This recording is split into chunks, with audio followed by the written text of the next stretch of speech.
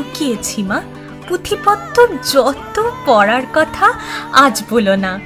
যখন আমি বাবার মতো বড় হব তখন আমি পড়ব প্রথম পাঠ। আজ বলো মা, কোথায় আছে তেপান্তরের মাঠ?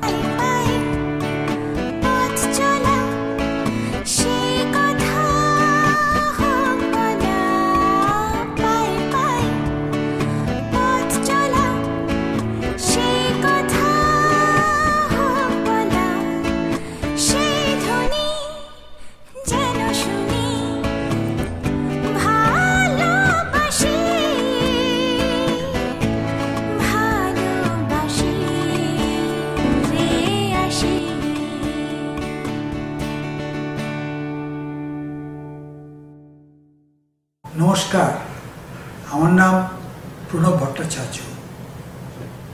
আজ 40 বছর হলো আমি মার্কিন যুক্তরাষ্ট্রে আছি, কিন্তু মনের কোণে আজও সেই শস্য শ্যামলা বাংলা উঁকি দিয়ে যায় নিত্য নতুন দিন।